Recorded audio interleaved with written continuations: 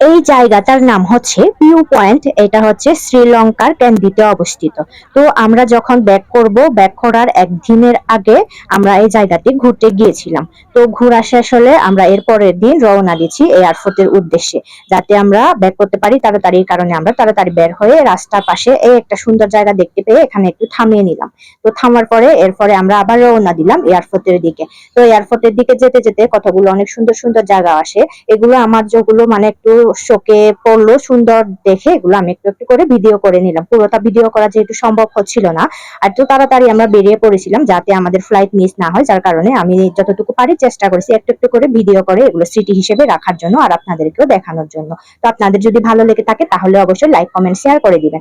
শেষমেশ আমরা এয়ারপোর্টে পৌঁছে গেলাম। এয়ারপোর্টে পৌঁছার পরে এই যে দেখতে পাচ্ছেন পানি পড়তেছে কি সুন্দর, এখন একদম পাকা করা রোদ। তো আমাদের যখন ফ্লাইটের টাইম হবে তখন আমরা একটু চলে যাব। তো এর আগে আমরা একটু ঘুরে ফিরে নিচ্ছিলাম আর কি, ঘুরে ঘুরে ঘুরে দেখছিলাম। তো এরপরে আমরা ভিতরে চলে আসলাম। ভিতরে চলে আসার পরে দেখেন সিরিয়াল লোকজন। আমি আমার জীবনে কোথাও কোনো এয়ারপোর্টে এরকম ট্রাফিক মানে মানুষের ট্রাফিক দেখিনি, জ্যাম দেখিনি, কিন্তু শ্রীলঙ্কাতে এত জ্যাম হয়, এত লোকজনের ভিড়।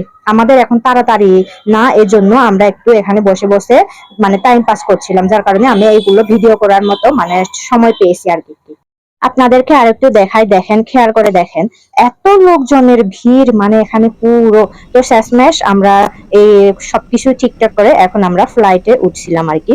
তো ফ্লাইটে যখন যাচ্ছিলাম তখন আমরা একটু পিছিয়ে ছিলাম, যারা আমাদের সামনে ছিল তারা আগে আগে যাচ্ছিল, এর ফলে আমরা তাদের পিছিয়ে পিছিয়ে যাচ্ছিলাম। তো ফ্লাইটে এখন চলে যাব। ফ্লাইটে চলে যাওয়ার পরে এই যে দেখেন একটা এসি ছাড়ছে, মানে আমি এটা দেখে অবাক হয়ে গেছি। পুরো ধোঁয়া বের হচ্ছিল, মানে এরকম ধোঁয়া দেখে আমি তো অবাক হয়ে গেছি।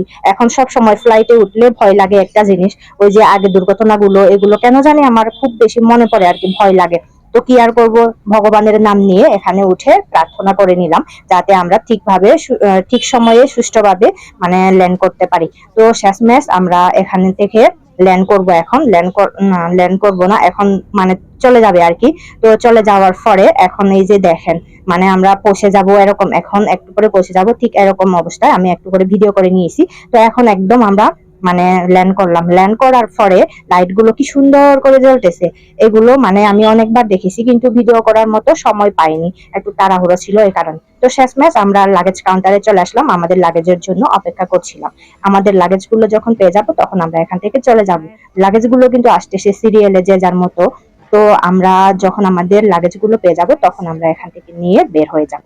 তো লাগেজ গুলো কি সুন্দর করে আসতেছে, অনেক ভালো লাগলো আমার এগুলো দেখার পরে। এগুলো তো আমি প্রায় সময় দেখি, কিন্তু অনেকের হয়তো অজানা থাকে যে লাগেজ গুলো কোন দিক থেকে নিয়ে যাবে, এই কারণে আমি এগুলো মানে ফোকাস করার চেষ্টা করি আর কি।